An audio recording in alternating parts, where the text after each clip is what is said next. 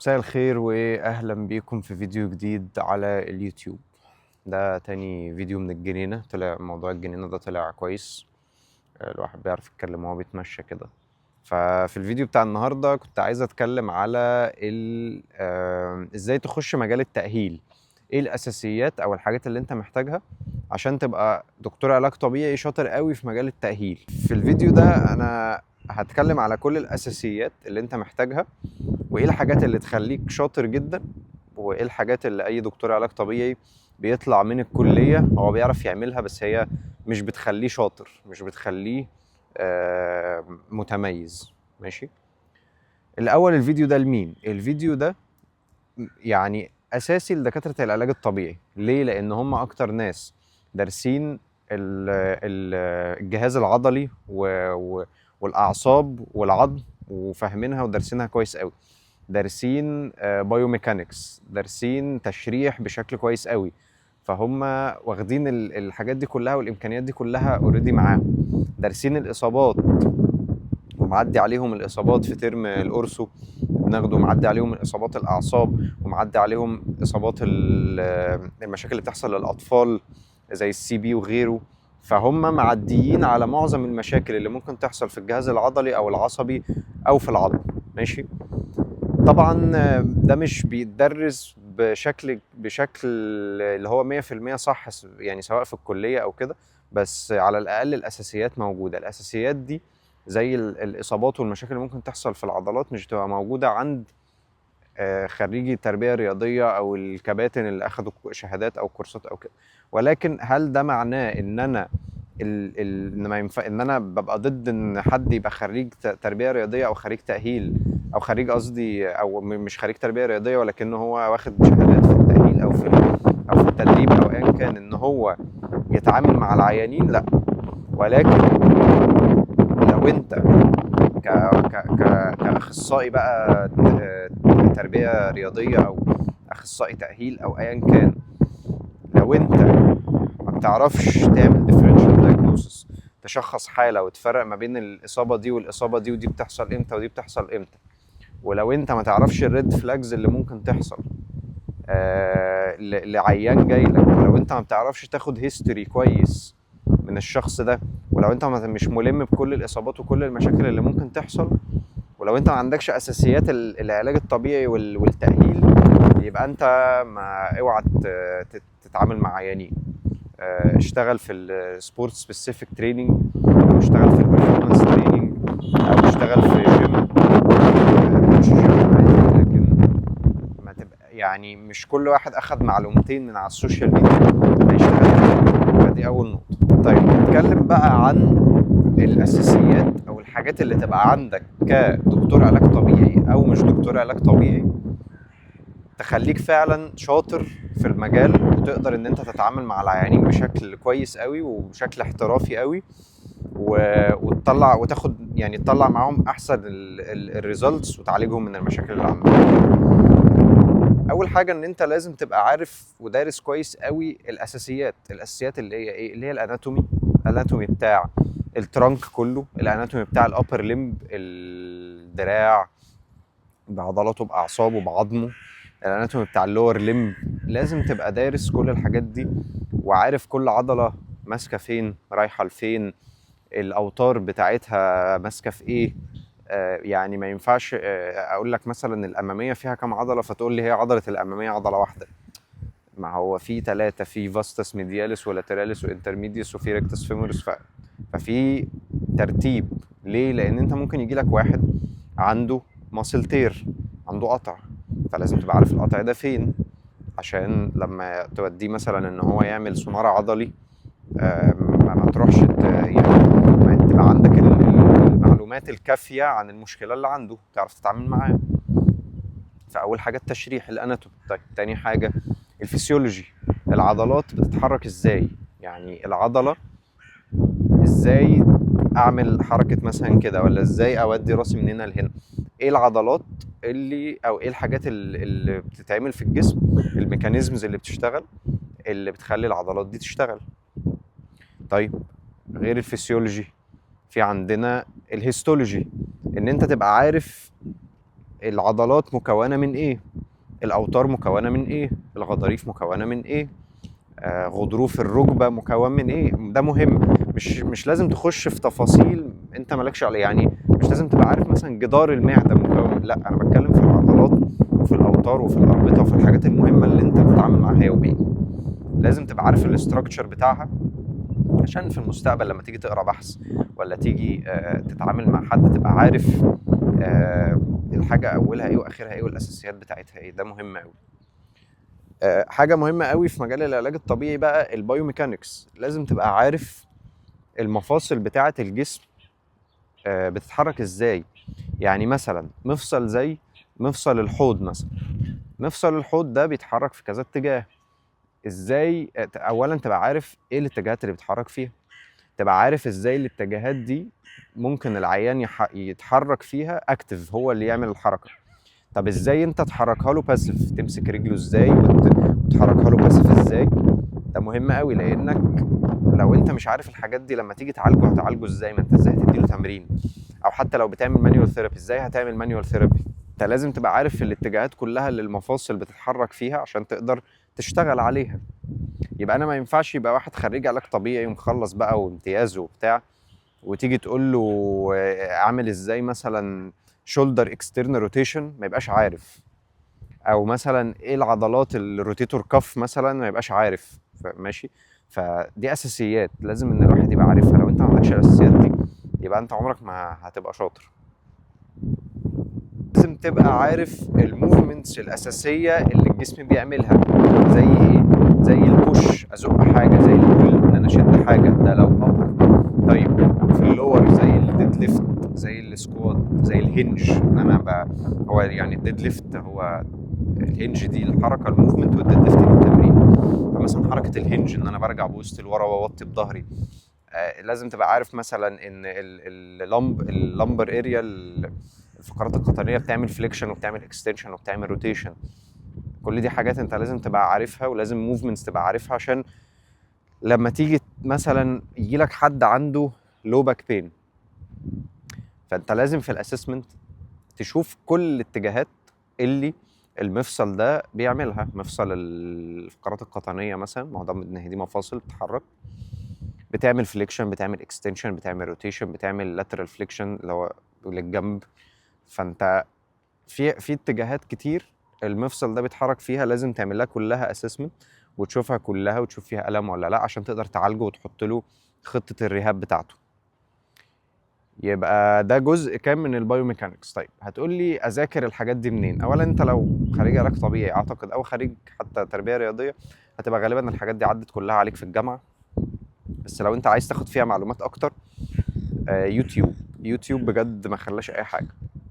كده كده انا هسيب في الديسكريبشن تحت لينكات لتشانلز كتيرة على يوتيوب ولاكونتات كتيرة على الانستجرام هتستفيدوا منها جدا جدا جدا. بس مثلا هنيجي لحاجة زي الاناتومي بجد هو فيه كمية معلومات على يوتيوب يعني احسن من اي كورس واحسن من اي كتاب. انت بس لو دخلت الشات جي بي تي قلت له قول لي الاساسيات بتاعه الاناتومي وايه اللي انا ابدا اسرش بيه على يوتيوب، هيديك كل ده وهتخش تسرش على يوتيوب هتلاقيه.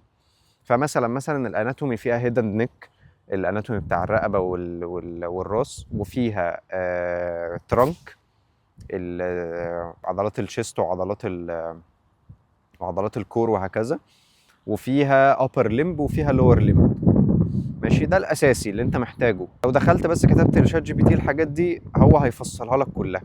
ولو دخلت كتبت على يوتيوب هتلاقي انه مثلا كتبت انت upper limb anatomy هتلاقي فيديو بيشرح الابر ليمب وان في عضله الباي وعضله الكتف وعضله مش عارف ايه.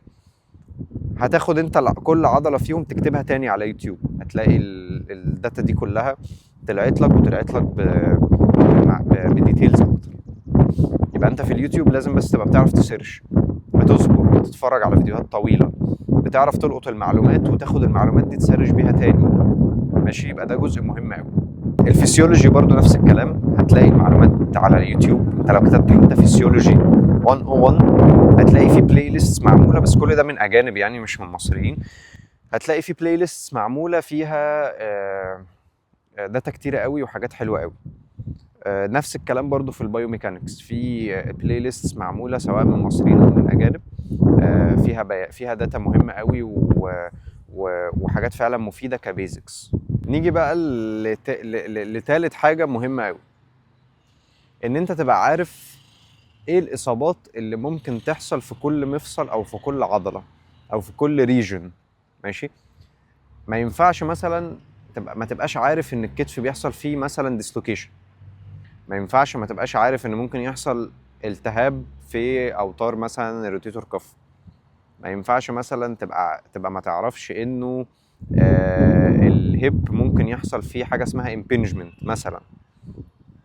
ففي امراض معينه لاماكن معينه لازم ان انت تبقى عارفها، وتبقى عارف ازاي بتتعامل معاها، وازاي بتعمل لها اسسمنت، ازاي بتكشف على الشخص اللي عنده المشكله دي، ازاي بعد ما تكشف عليه تحط له خطه علاج. يبقى انت الاول بتعرف المشاكل اللي في العضله او في المفصل. مثلا زي ما قلت قبل كده، القطع في عضله معينه، سواء نتيجه بقى ستريتش مفاجئ، حد مثلا شدك او وقعت او اتخبطت او عملت حادثه او كده، او بسبب زياده حمل في التمرين وانت شايل وزن تقيل انت مش قادر عليه وفي 5 بيساعدوك فالعضله اتمزقت او اتقطعت. لازم تبقى عارف مثلا ان درجات الماسل تير 3، وان الدرجه الثالثه دي معناها قطع كلي، يعني العضله انفصلت عن بعضها. طب مثلا لازم تبقى عارف ان في حاجه اسمها تندينوباثي، يعني في حاجه اسمها ان انت الوتر ده ممكن من الاوفرلود اللي عليه يبقى يحصل فيه زي انفلاميشن، ويحصل فيه تغير في الاستراكشر بتاع الوتر نفسه. فالاصابات اللي ممكن تحصل لازم تبقى انت عارفها ودارسها كويس قوي. الحاجات دي ممكن تلاقيها فين؟ في مثلا شانل على يوتيوب اسمها اي 3 ريهاب، هبقى اكتب لكم اسمها وهسيب لكم اللينك بتاعها في الديسكربشن. هتلاقيهم مثلا عاملين فيديو عن الركبه. فيديو الركبه ده هتلاقي فيه كل الاصابات اللي ممكن تحصل للركبه، مش شرط تبقى كلها، ولكن اللي 90% بيحصل في الركبه كاصابات. هتلاقيهم برضو عاملين نفس الكلام على الهيب، واعتقد هتلاقيهم كمان عاملين نفس الكلام على الانكل. ده جزء، يعني دي حاجه. في كتاب مثلا زي كلينيكال سبورتس ميديسن باي كريم خان، اللي عامله اسمه كريم خان وواحد تاني كده مش فاكر اسمه. الكتب دي برضو مفيدة قوي، والكتاب ده انا قريته قبل كده، قريت فوليوم 1 منه. بيلخص لك كل مفصل او كل منطقة باصاباتها. يعني مثلا بيقول لك الانكل في كذا، وعظمة التيبيا مثلا كذا، ومفصل الحوض كذا، ومفصل الركبة كذا، فبيدي لك التلخيص. يمكن برضو الكتاب ده ما فيهوش كل حاجة، لان المشكلة ان الكتب بتنزل في اوقات بيحصل بعدها ابديتس كتيره في الحياه وفي الابحاث فبتلاقي ان المعلومات بدات تبقى ممكن قديمه شويه. بس هو كتاب كويس قوي برضو كاول مره ان انت تقرا حاجه ليها علاقه بالاصابات، هيفيدك قوي. فزي ما قلت مهم جدا ان انت تبقى ملم بكل الاصابات اللي ممكن تحصل في الكتف، في العضلات، في الرقبه، في اسفل الظهر، في الهيب، في الركبه، في الانكل، في مفاصل كتير قوي وفي اصابات كتير ممكن تحصل. لازم تبقى عارفها عشان لما تيجي تشخص بيسموها ميسنج ا دايجنوسيس. يعني مثلا يجي لك واحد يقول لك انا كنت بتمشى وبقالي فتره كبيره، بقالي 10 ايام في الشغل عندي بضطر ان انا اتمشى كتير. طبيعي بتاعي ان انا بتمشى مثلا نص ساعه في اليوم، بقيت بتمشى ساعتين في اليوم، وعندي وجع في الانكل مثلا من ورا، وانت كل اللي عارفه عن الانكل سبرين، فبقيت بتشخص اي اصابه بتجيلك على ان هي انكل سبرين، وهي مش انكل سبرين. ده ممكن تبقى مشكله في الاكيلس، ممكن تبقى مشكله في الفاشيه بتاعه الرجل من تحت بتاعه القدم نفسه، اللي هي بنسميها بلانتر فاشيوباثي او بلانتر فاشيايتس. فانت ممكن تبقى في مشكله تانية انت مش مشخصها او مش عارفها اصلا، مش عارف ان هي موجوده، فبالتالي اي واحد بيجي لك تقول له انكل سبرين. ده مثال يعني. طيب رابع حاجه بقى واللي مهمه قوي، ان انت عشان تبقى في التأهيل شاطر قوي وتقدر ترجع الناس لحياتها من غير وجع ومن غير مشاكل، ان انت تبقى في العالم بتاع التدريب. ماشي. تبقى بتعرف ازاي تمرن حد. يعني تعالى نبعد عن الاصابات شويه. تبقى نزلت جيم قبل كده، لعبت على اجهزه الجيم، عرفت ده بيشغل ايه وده بيشغل ايه، وازاي شغل العضله الفلانيه، والجهاز ده اسمه ايه والجهاز ده اسمه ايه. عشان تعرف تحط بروجرام بعد كده لحد عنده اصابه. كمان ان انت تبقى فهمت البروجرامز اللي بتتحط ازاي. يعني مثلا في نظام اسمه بوش بول ليجز، وفي نظام تاني اسمه برو سبليت، بتقسم مثلا كل عضله في يوم شيست، يوم ظهر، يوم كتف، يوم رجل، وهكذا. ونظام البوش بول ليجز ده لا، ان انت كل العضلات اللي بتزق زي الشيست وزي التراي مثلا في يوم، والعضلات اللي بتبول زي الظهر وزي الباي في يوم، والرجل في يوم. طب ليه ده؟ طب ليه ده؟ طب امتى مرن upper lower؟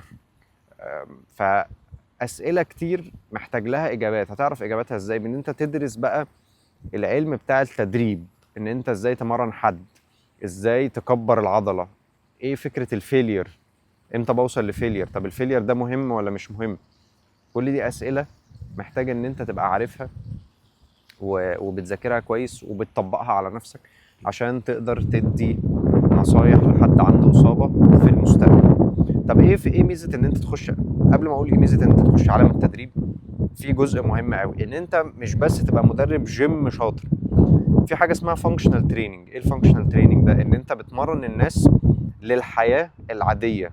انا مثلا وانا ماشي في الشارع بطلع الرصيف، او بطلع سلم بيتي، او بنزل سلم بيتي، او بشيل حاجه من على الارض، او بشيل وانا عندي ابن بشيل ابني، او برفع حاجه لفوق، او يبقى انا محتاج امرن الناس في الاوضاع اللي هم بيستخدموها في يومهم عشان يبقوا اقوى في يومهم. مش بس فكره ان انا بروح على جهاز السحب العالي افضل اشد، لا، انا في موفمنتس كتيره في يومي محتاج ان انا اتمرن ليها. يعني انا في ناس كتير معايا في العياده مثلا بنعمل تمرينه زي ستيب ابس، ان انت بتطلع كانك طالع سلم، وهو عنده مشكله في ركبه. فببدا اعمل له التمرينه واحده واحده، بنعمل حاجه اسمها بروجريسيف اوفرلود وهكذا. الفيدباك اللي بيجي لي دايما، انا ما كنتش بقدر اطلع السلم وكنت بخاف، بقيت اقدر اطلع السلم وحاسس الموضوع سهل، وبقيت بطلع سلمتين وثلاثه مع بعض، بينافس نفسه بيجري على السلم. وهو اصلا كان بيجي يطلع السلم بيسند برجله التانية ولا بيمسك في عتبة السلم عشان يعرف يطلع عليه. ف... فده فيدباك بيجي لي، فيدباك مهم قوي، لان انت لما بيبقى جاي لك حد عنده اصابه بتبقى عايز تساعده انه يرجع لحياته. مش بس فكره ان انا بدي لك شويه تمارين اعملها في البيت وخلاص، لا، انت عايز تساعده يرجع للحياه بتاعته، يرجع للروتين اللي هو بيعمله. فلما بتدي له تمارين مشابهه لعاداته اليوميه بيبدا يتبسط قوي ويشوف فيها تحسن ويشوف فيها بروجرس. فحاجه مهمه قوي ان انت تخش في الجزء بتاع التدريب ويبقى عندك حصيله تمارين كبيره جدا جدا جدا. ده هيجي ازاي؟ ده هيجي طبعا بالممارسه، مش من يوم وليله. كل اللي انا بقوله ده مش من يوم وليله.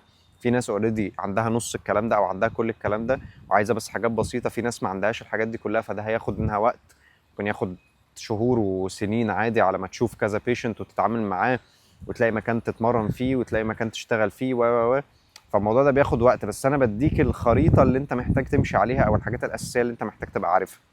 يبقى احنا قلنا ان انت تخش في عالم التدريب وتبدا تبقى قادر ان انت تمرن شخص وتكبر له عضلاته وكل حاجه، عشان لما يجي تخش في مجال الاصابات تقول مثلا والله هنا في مشكله في الاوتار، فانا هديله التمارين الفلانيه عشان بتقوي العضله الفلانيه عشان مشكله الاوتار دي تتحل. يبقى انت محتاج يبقى عندك حصيله تمارين كبيره قوي عشان لما يجي يقول لك والله انا موجوع في تمرينه زي الشولدر بريس اللي هي مثلا كده، تقوم تغيرها له وتخليها له تمرينه تانية بتستهدف نفس العضله. يبقى عندك حصيله كبيره قوي من التمارين. خامس حاجه بقى، لازم تبقى عارف كويس قوي قوي الريد فلاجز. الريد فلاجز يا جماعه مهمه جدا. هيجي لك واحد داخل العياده عنده 50 سنه، بيعكز مش قادر يدوس على الارض، وكان بياخد كورتيزون او كان ما بياخدش كورتيزون، وهو يعني مهمل في حياته وبيشرب سجاير وعمره ما اتمرن، وكان عنده اصابه في مفصل الحوض وتجاهلها. فضلت الاصابه دي هو بيتجاهلها والالتهابات بتزيد لحد ما بيحصل حاجه اسمها افاسكولار نيكروسيس. يعني ايه؟ باختصار العظم بيبدا يتاكل. فانت بيخش لك واحد بيعكز عنده فوق ال50 سنه او 60 سنه، ما عملش رياضه قبل كده، ما عملش اي حاجه، فتقوم انت جاي كاتب له على 12 جلسه علاج طبيعي، جهاز التنس وجهاز الالترا ساوند والهوت باك. مشكله كبيره قوي. اولا انت ما طلبتش منه يعمل اشعه، انت ما تعرفش، ما يمكن الحوض عنده متاكل بشكل كبير لدرجه ان هو ما ينفعش يعمل علاج طبيعي او محتاج مثلا يروح يغير مفصل الحوض كله، وده هيساعده كتير جدا في حياته وفي اصابته. يجي لك مثلا واحد بيقول لك انا بحس ان كتفي بيطلع من مكانه.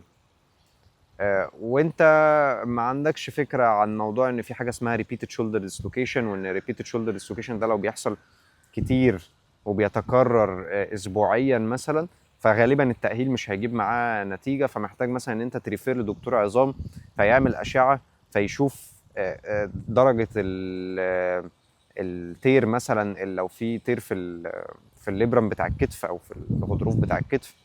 طب ده هينفع بالتأهيل ولا مش هينفع؟ تبدأ تشتغل مع الدكاترة التانيين وتشوف. هيجي لك واحد مثلا بيقول لك انا دي جات لي قبل كده، واحد دخل العياده بيقول لي انا حاسس ب وجع في رقبتي وزغلله في عيني وصداع شديد جدا، واتقال لي ان الصداع ده من وجع الرقبه. طب انت وجع الرقبه عامل ازاي؟ لا يعني جالي يومين ثلاثه كده وراح. طب الزغلله دي لسه عندك؟ اه لسه عندي زغلله. طب الصداع؟ اه لسه عندي صداع وصداع شديد، بحس ان انا ساعات بدوخ. طب انت كشفت عند اي دكتور تاني؟ كشفت مثلا بطنه، كشفت عيون، يعني ممكن يبقى عندك مثلا فيرتايجو اللي هو او الفيرتيجو اللي هو الدوخه، يعني بيجي له دوخه كده بتيجي من فتره للتانيه يعني. ده انا رحت قال لي كده بالظبط، قال لي ده انا لسه كاشف عيون من كام يوم، وطلع ان انا فعلا نظري ناقص بشكل كبير، وانا كنت متجاهله بصراحه، وعشان انا دكتور سنان وبتاع وما عنديش وقت فكنت متجاهل الموضوع.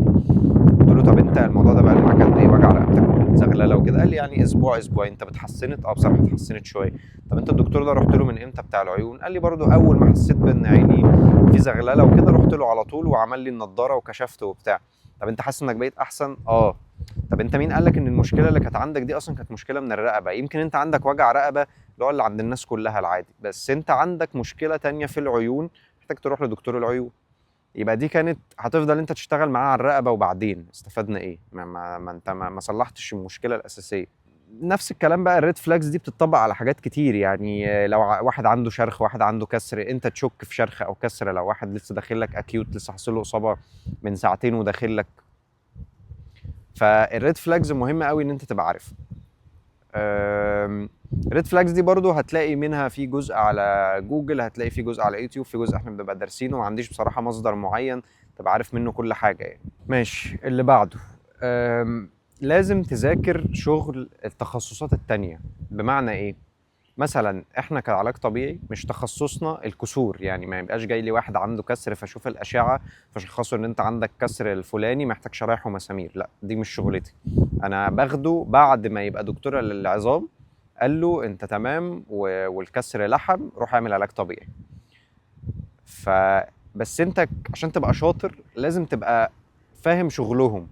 مش شرط تبقى داخل ديب قوي فيه، بس لازم تبقى عارف مثلا الكسور اللي ممكن تحصل في عظمة التيبيا درجاتها ايه. الكسور اللي ممكن تحصل مثلا في الكتف بيبقى ليها كلاسيفيكيشنز. طب دي بتتعالج ازاي؟ طب دي بتتعالج ازاي؟ تخش تشوف عمليات على يوتيوب. يكتب مثلا عملية او لا يعني بالانجلش مثلا تكتب مثلا منسكس ريبير، هتكتب مثلا شولدر ليبرال تير سيرجري، هتلاقي في انواع للعمليات، انواع مختلفه، هتلاقي في كل واحد بيستخدم تكنيكس مختلفه، في حاجات بتتطور كده مع تطور العلم. فهتفهم لما حد يجي لك عامل عمليه هو ايه اللي حاصل له بالظبط جوه العمليه، وايه تداعيات العمليه، الوجع هيظهر في ايه، الوجع هيفضل معاه قد ايه، طب الكومبلكسيتي بتاعت العمليه دي عامل ازاي، هل هو بس واحد دخل خيط مثلا الغضروف، ولا واحد كان عنده كسر وشالوا له حاجه وحطوا له حاجه وعملوا بتاع. فكل ده بيفرق. فمهم قوي ان انت تذاكر شغل التخصصات التانية، سواء ده عظام او سواء ده اعصاب لو انت شغلك قريب من الاعصاب، او سواء ده مثلا امراض مناعيه لو انت في شغلك حاجات امراض مناعيه معينه ممكن تاثر على العظام او تعمل فيها وجع. فمهم قوي ان انت تذاكر شغل التخصصات التانية، ومهم قوي ان انت تتفرج على عمليات. حاول تجيب كل حاجه، يعني مش كل حاجه تبقى موجوده على يوتيوب بصراحه في حته العمليات دي، بس في حاجات كتير بتبقى موجوده زي عمليات الاي سي ال وعمليات الغضروف والمشاكل الكتف والحاجات دي كلها. طيب مهم كمان قوي ان انت تبقى بتعرف تقرا الاشعه، وعارف كل اشعه بتتعمل امتى، يعني مثلا الرنين بتتعمل في حاله ايه، الاكس راي بتعمل في حالة ايه، السونار العضلي بتعمل في حالة ايه، السي تي او الاشعة المقطعية بتعمل في حالة ايه. ده مهم قوي. بعد بقى ما تبقى ملم بكل الحاجات دي، بتعرف تشخص، بتعرف عارف كل الإصابات، عارف التشريح كويس، بتعرف تقرأ الأشعة. طبعا برضو موضوع الأشعة ده موضوع مهم ولكنه برضو مبهم، يعني احنا في الكلية ما بناخدش الكلام ده. بس انت لو دخلت برضو على يوتيوب وبدأت تكتب توتوريالز لشولدر ام ار اي، هيبدأ تلاقي في ناس بتشرح لك. لو في كورسات معينة في تشانلز برضو هحط لينكاتها في الديسكريبشن تحت، ابدأ اعمل لها سبسكرايب وابدأ تشوف الشانلز دي، وابدا اتفرج على فيديوهات لاكس راي بتاع الهيب، واكس راي بتاع الكتف، واكس راي بتاع الركبه والرنين والسونار و مش شرط تبقى اكسبرت فيهم، ولكن لازم تبقى اما حد يخش لك باشعه تبقى عارف تقراها. فده جزء مهم قوي، يعني مهم موضوع العمليات ومهم قوي موضوع الاشعه. بعد بقى ما تبقى خلاص انت في كل ده كويس، مهم برضو جدا ان انت تشوف حالات. حد بقى صاحبك اتصاب تبدأ تأهله، حد آه، عيادة مثلا معينة فاتحة تدريب تنزل تدريب، تقدر تشتغل لو تعرف حد ان انت تشتغل او تقدم في عيادات. مهم قوي ان انت تشوف حالات، لان كل حالة هتلاقيها جاية بشكل مختلف. يعني ممكن اتنين يبقى عندهم قطع في الغضروف، بس ده مش حاسس بأي أعراض، حاسس بوجع ركبة بسيط، وده الدنيا متبهدلة معاه والدنيا بايظة معاه. هتبقى عارف مثلا ان العمليات هتجيلك حد بعد عمليات، فتبقى عارف انه في ريسك للانفكشن، ريسك كبير جدا للانفكشن بيبقى يحصل، وفي مشاكل بتحصل من التخدير، وفي مشاكل بتحصل من الدكتور نفسه اللي بيعمل العملية، وغصب عنه وهو شغال بيقوم قاطع حاجة او مبوظ حاجة او ينسى يعمل حاجة، دي بتحصل. فلازم تبقى عارف ان الاحتمالات دي واردة وان ده ممكن يحصل. فلازم مهم جدا ان انت تشوف حالات وتشوف حالات كتير عشان تبدأ تبقى عارف ايه الطبيعي وايه اللي مش طبيعي. اخر حاجة خالص، ودي حاجة بقى ممكن تبقى ادفانسد شوية بس هي مهمة، ان انت تقرأ ابحاث. في الاول هتلاقي الموضوع صعب، هتلاقي الموضوع برضو مبهم، بس لما تبدأ تقرأ كتير وممكن تدي لشات جي بي تي يلخص لك، وممكن تعمل حاجات كتير، هتلاقي ان الموضوع بقى يفرق معاك، وبقيت عارف الايفيدنس الجديدة. مش مجرد بتاخد من ناس كده على اليوتيوب، لان خلي بالك ان انا ممكن ابقى بقول كلام غلط، فلان على اليوتيوب بيقول كلام، ممكن يبقى بيقول كلام غلط، فلان على اليوتيوب اللي انت واثق فيه جدا وبيقول كلام صح جدا، ممكن يبقى في حاجات بيقولها قديمة او غلط، او هو ما عملش ريسيرش بتاعه كويس قبل ما يطلع يقول الحاجات دي. فده ممكن يحصل، وارد معايا، ممكن مع اي حد تاني، فما فيش اي كلام تاخده عمياني. يعني انت لازم برضو يبقى الكلام تعقله وتدور ورا الناس دي. كل ما تعمل ريسيرش اكتر كل ما هتاخد معلومات اكتر.